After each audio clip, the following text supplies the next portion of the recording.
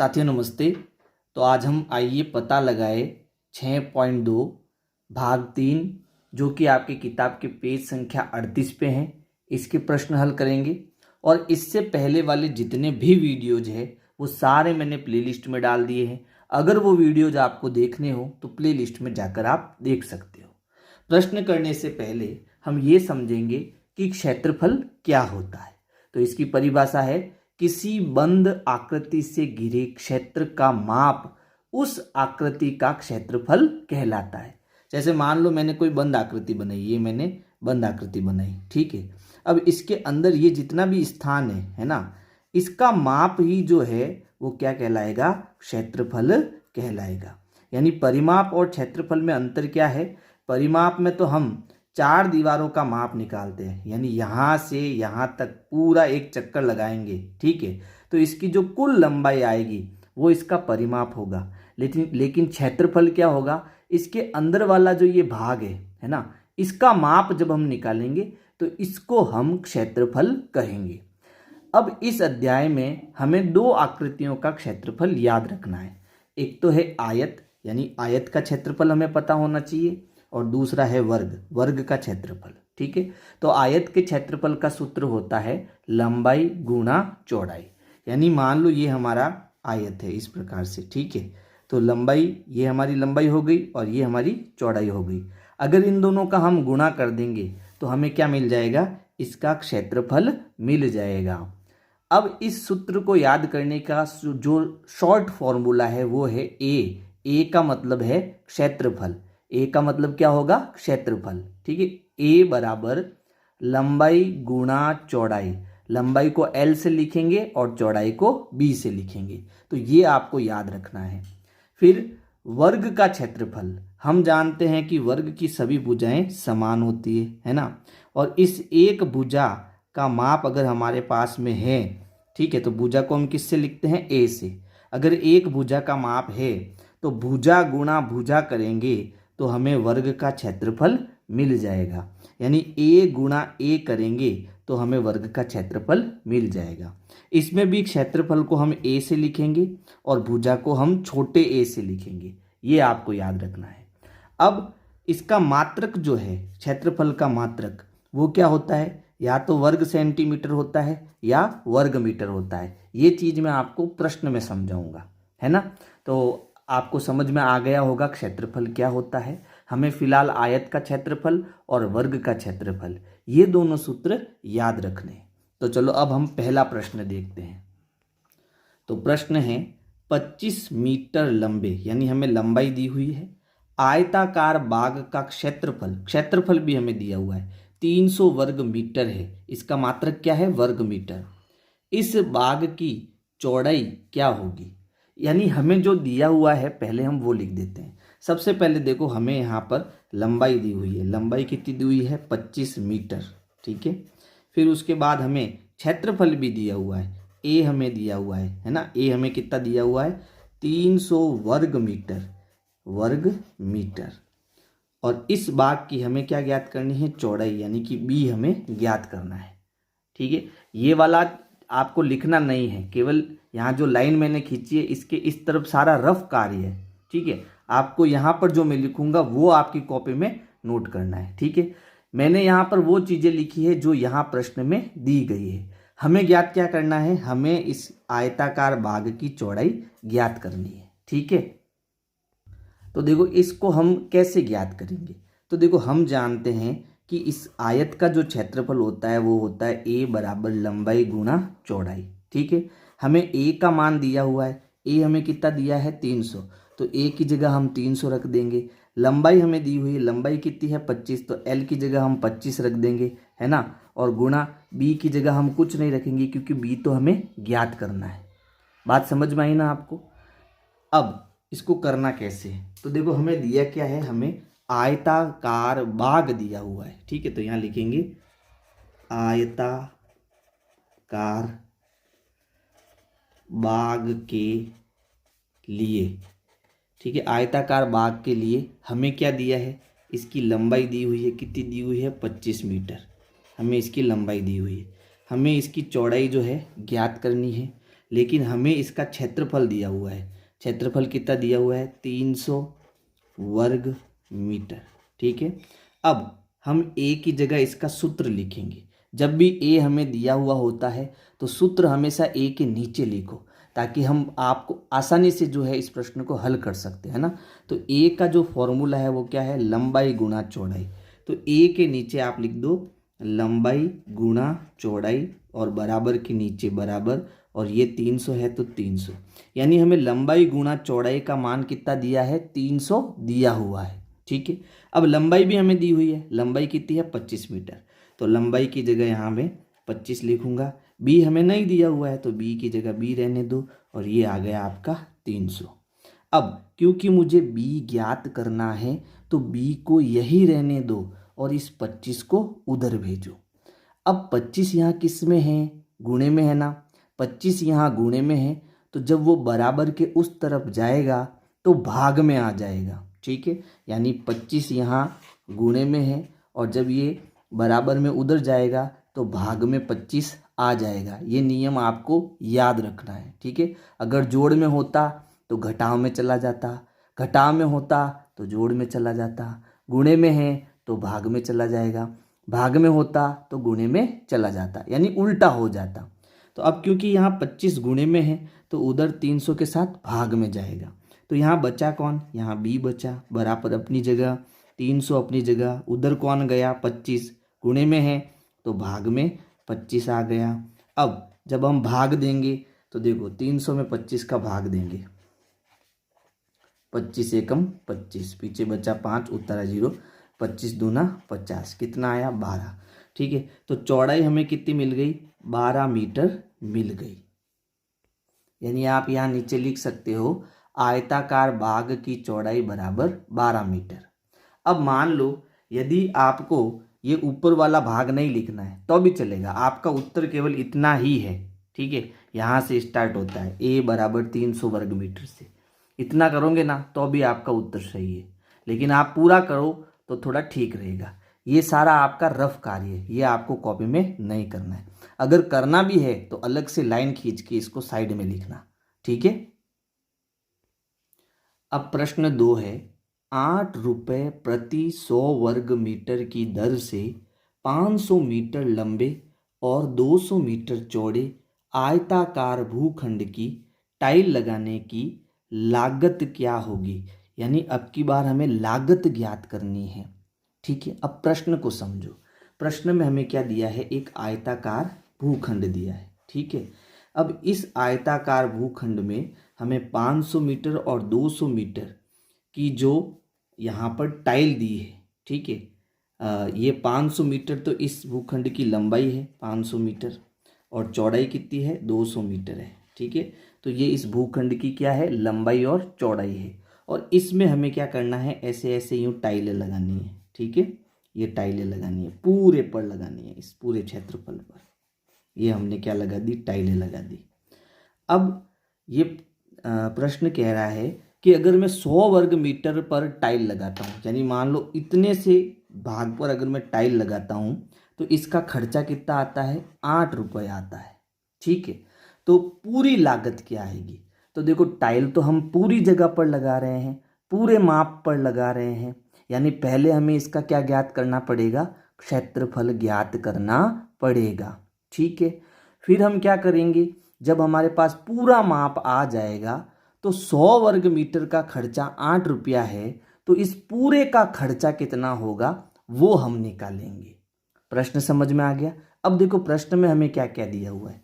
हमें लंबाई दी हुई है, लंबाई हमें 500 मीटर दी है। ठीक है, चौड़ाई हमें दी हुई है, चौड़ाई हमें 200 मीटर दी है। अब जब हमें लंबाई और चौड़ाई प्रश्न में दे देते हैं तो हम क्या ज्ञात करते हैं? हम क्षेत्रफल ज्ञात करते हैं, और क्षेत्रफल का सूत्र क्या होता है? लंबाई इंटू चौड़ाई। तो जैसे ही हम इन दोनों का मान यहाँ रखेंगे तो हमें क्या मिल जाएगा? क्षेत्रफल मिल जाएगा। फिर हम क्या करेंगे? फिर हम इसका जो टोटल खर्च है वो निकालेंगे। कैसे निकालेंगे? तो चलो इस प्रश्न को करते हैं। तो यहाँ पर हमें क्या दिया है पहले वो लिख दो। हमें दिया है आयताकार भूखंड, तो यहाँ लिख देते हैं आयताकार भूखंड के लिए। ठीक है, हमें क्या क्या दिया हुआ वो देख दो। लंबाई हमें दी है 500 मीटर, है ना, मीटर को m से लिख देते हैं। चौड़ाई हमें दी है 200 मीटर और हमें क्या ज्ञात करना है, क्षेत्रफल ज्ञात करना है।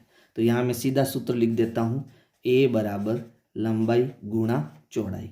ठीक है, बराबर के नीचे बराबर। लंबाई हमें कितनी दी है 500 मीटर, तो लंबाई की जगह 500 आ जाएगा। चौड़ाई हमें कितनी दी है 200 मीटर, तो चौड़ाई की जगह 200 आ जाएगा। गुणा करेंगे 5 एकम 5, 5 दूनी 10। अब कितने जीरो बच गए, 1 2 3 4, तो 4 जीरो यहाँ लगा दो। यानी आप गुणा करोगे तो कितना आएगा, 1,00,000 वर्ग मीटर आएगा। 1,00,000 वर्ग मीटर आएगा। ठीक है, ये हमारा क्या है, ये हमारा ए यानी कि क्षेत्रफल है। अब देखो 100 वर्ग मीटर अगर मैं काम करता हूँ, टाइल लगाता हूँ, तो खर्च कितना आता है, 8 रुपये। अब इसको कैसे करना, चूँकि अगर मैं 100 वर्ग मीटर पर कोई भी काम करता हूँ तो उसकी लागत कितनी है, 8 रुपये है। ठीक है, इसलिए मैंने काम कितने पे किया है, मैंने काम किया है 1,00,000 वर्ग मीटर में, है ना, 1,00,000 वर्ग मीटर में। तो उसका खर्चा कैसे निकालना, देखो जब भी आपको a बराबर b दिया है और c ज्ञात करना हो तो आप कैसे करोगे, बट्टा लिखोगे। यहाँ पर देखो पहली लाइन में जो b है वो बट्टे के ऊपर लिखना है, a जो है वो बट्टे के नीचे लिखना है। ठीक है, और ये c जो है वो गुणे में लिखना है। जब आप ऐसे करोगे तो आपका उत्तर आ जाएगा। ठीक है, तो अब इसमें देखो पहली लाइन में 8 आपका इधर है ना, तो ये बट्टे के ऊपर आएगा। पहली लाइन में ये कितना है 100, ये बट्टे के नीचे आएगा। दूसरी लाइन में ये 1,00,000 है, वो गुणे में लिख दो। अब जब इसको आप सरल करोगे तो उत्तर आ जाएगा, यानी कुल लागत आ जाएगी। तो देखो यहाँ 2 जीरो से 2 जीरो कट गए। अब 1,000 का 8 से गुणा करेंगे तो क्या आएगा, 8,000 रुपये आएगा। इधर क्या है रुपये, तो उत्तर भी हमारा रुपये में आएगा। समझ गए इस बात को। ठीक है, तो ये हमारी क्या है, ये हमारी कुल लागत है, कुल लागत। बस ये हमारा उत्तर हो जाएगा। यानी हमें 100 वर्ग मीटर का खर्चा 8 रुपये तो दे दिया है, लेकिन हमारा कुल माप कितना है, 1,00,000 है। तो इसका खर्चा हमने कितना निकाला, 8,000 रुपये निकाला। यानी हमें यहाँ पूरी जगह टाइल लगाने के लिए 8,000 रुपये देने पड़ेंगे। प्रश्न 3 है, एक आयताकार नारियल वाटिका 100 मीटर लंबी और 50 मीटर चौड़ी है। तो यहाँ पर हमें एक आयताकार वाटिका दे रखी है, इसकी लंबाई तो 100 मीटर है और चौड़ाई 50 मीटर है। ठीक है, यदि प्रत्येक नारियल के पेड़ के लिए 25 वर्ग मीटर जगह चाहिए तो इस वाटिका में अधिकतम कितने पेड़ लगाए जा सकते हैं। अब देखो यहाँ पर अगर मैं 25 मीटर का ये जगह है, मान लो ये जगह हमारी 25 मीटर की है। ठीक है, तो यहाँ पर मैं यहाँ कितने पेड़ लगा सकता हूँ, एक पेड़ लगा सकता हूँ। अब यहाँ पर 25 मीटर तो जगह है नहीं, बहुत सारी जगह है ना। तो इस बहुत सारी जगह में हमें कितने पेड़ लगा सकते हैं वो ज्ञात करना है। यानी जैसे हमने दूसरा प्रश्न किया था वैसे ही हमें यहाँ भी करना है। क्या करेंगे, इसमें हमें लंबाई दे दी, चौड़ाई दे दी, तो हम क्या ज्ञात करेंगे, क्षेत्रफल ज्ञात करेंगे। जब हमें क्षेत्रफल ज्ञात हो जाएगा तो देखो हमें क्या करना है, पेड़ की संख्या ज्ञात करनी है ना। और हमें दिया क्या है, 25 वर्ग मीटर दिया है। तो जो दिया हुआ है इसको इधर लिखो, 25 दिया हुआ इसको इधर लिखो। क्या ज्ञात करना है, पेड़ की संख्या, उसको इधर लिखो। यानी एक पेड़ के लिए कितनी जगह चाहिए, 25 वर्ग मीटर चाहिए, है ना। तो हम यहाँ ए जितना निकालेंगे, ठीक है, ए जितना निकालेंगे उतने पेड़ों की संख्या हमें मिल जाएगी। यानी कैसे करेंगे, देखो यहाँ हमें सबसे पहले तो क्या दिया है, एक आयताकार नारियल वाटिका दी है, तो यहाँ लिखेंगे आयताकार नारियल वाटिका के लिए। अब यहाँ देखो इसमें हमें लंबाई कितनी दी है, लंबाई 100 मीटर दी है। ठीक है, चौड़ाई कितनी दी है, 50 मीटर दी है, 50 मीटर दी है।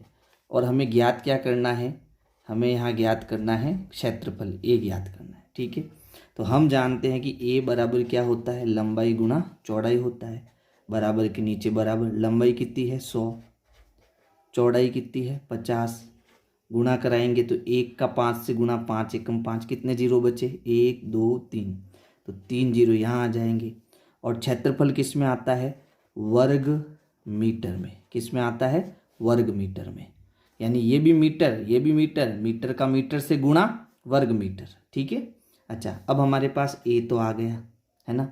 अब हमें क्या दिया था कि अगर हम 25 वर्ग मीटर जगह लेते हैं तो हम कितना पेड़ लगाते हैं प्रत्येक, यानी एक पेड़ लगाने के लिए इतनी जगह चाहिए। ठीक है। अब क्योंकि मुझे पेड़ ज्ञात करना है ना, तो पेड़ को यहाँ लिखो। यानी कि चूंकि अगर मैं 25 वर्ग मीटर की जगह लेता हूँ, ठीक है, तो मुझे कितना पेड़ लगाना पड़ता है, एक पेड़ लगाना पड़ता है। लेकिन हमारे पास में जगह कितनी है, 5000 वर्ग मीटर।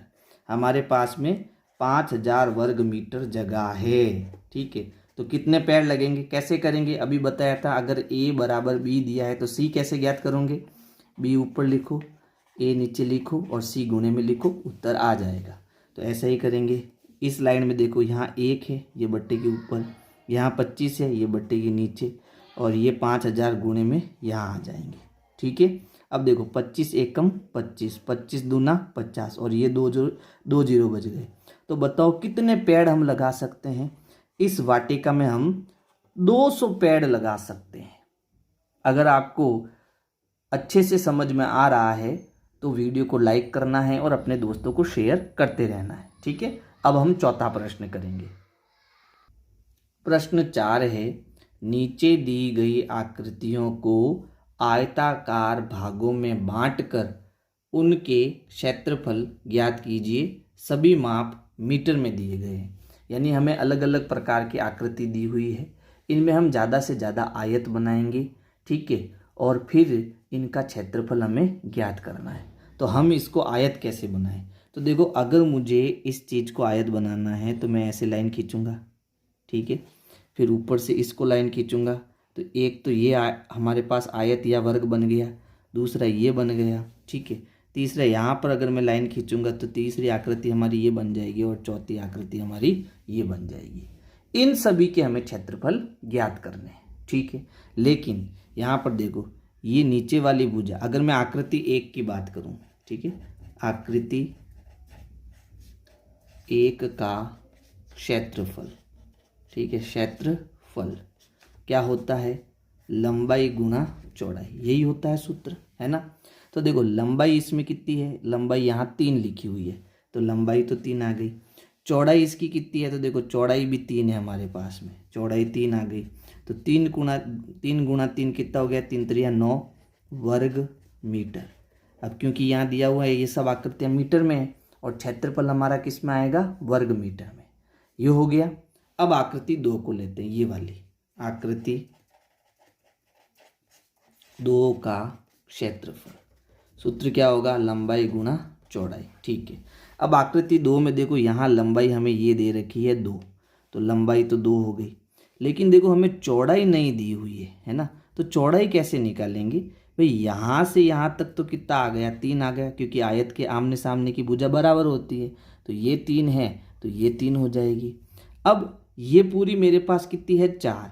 तो भाई ये यहाँ से यहाँ तक 3 है, तो ये टुकड़ा कितना बच गया हमारे पास, 1 का बच गया। यानी चौड़ाई यहाँ कितनी आ जाएगी, 1 आ जाएगी। तो चौड़ाई 1 आ गई। तो 2 एकम 2, तो इसका क्षेत्रफल कितना मिल गया, 2 वर्ग मीटर। ठीक है। ये आकृति 2 हो गई। अब हम आकृति 3 का क्षेत्रफल निकालेंगे। आकृति 3 का क्षेत्रफल क्या होता है, यहाँ लिख देते हैं, लंबाई गुणा चौड़ाई, ये सूत्र होता है। ठीक है। तो अब आकृति 3 में देखो, लंबाई हमें यहाँ दे रखी है ऊपर 3, लंबाई 3 है। चौड़ाई देखो, ये चौड़ाई हमें यहाँ पर नहीं दे रखी है, चौड़ाई हमें ज्ञात करनी है। तो भाई देखो ये 1 है, यहाँ पर दो वाली आकृति में यहाँ 1 चौड़ाई है, तो ये मान भी कितना हुआ, यहाँ से यहाँ तक 1 हुआ, है ना। और ये यहाँ पर दिया हुआ है माप हमें कितना हुआ है, 2, तो 2 और ये 1 कितना हो गया, 3। यानी यहाँ लंबाई भी 3 हो गई और चौड़ाई भी कितनी हो गई, 3। तो ये हो गया 3 गुणा 3 9 वर्ग मीटर। ठीक है। अब हम लेते हैं आकृति 4। आकृति 4 का क्षेत्रफल, ठीक है।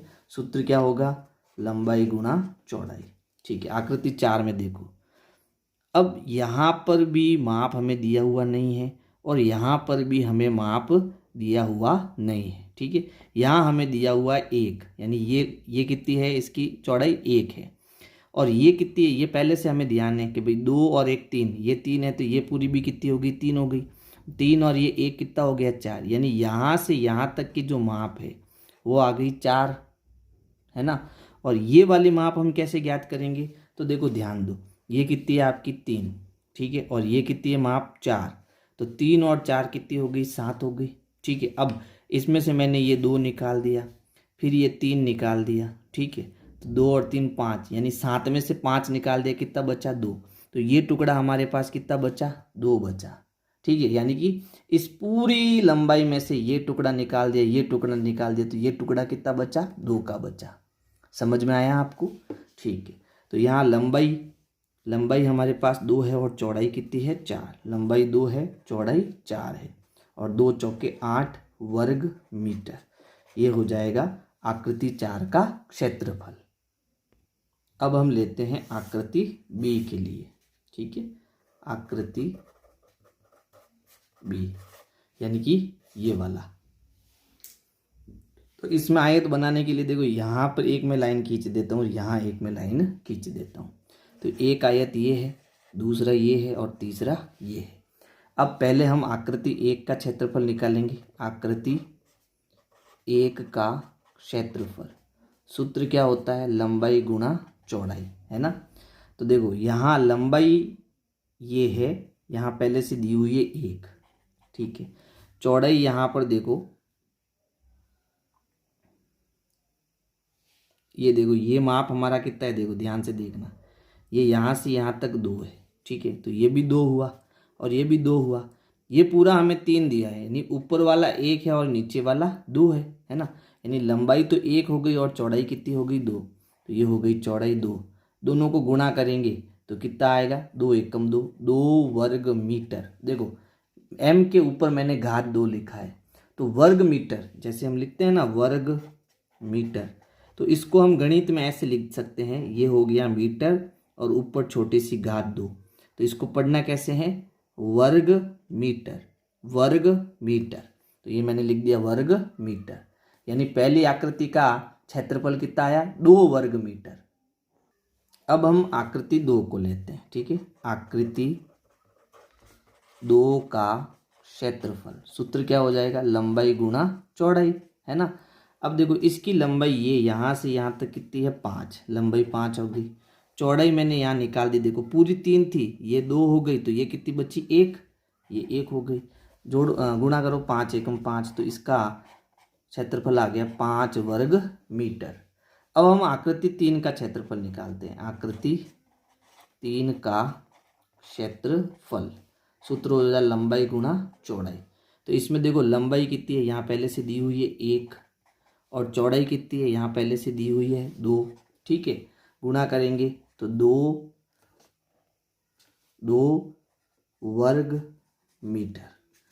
तो इस प्रकार से आपको ये चौथा प्रश्न करना है। अगर समझ में नहीं आया तो बार बार इसको पीछे करके आप देखो, इसको समझना बहुत ज़रूरी है ना। वीडियो पसंद आया तो वीडियो लाइक करना और अपने दोस्तों को शेयर करना। Thank you.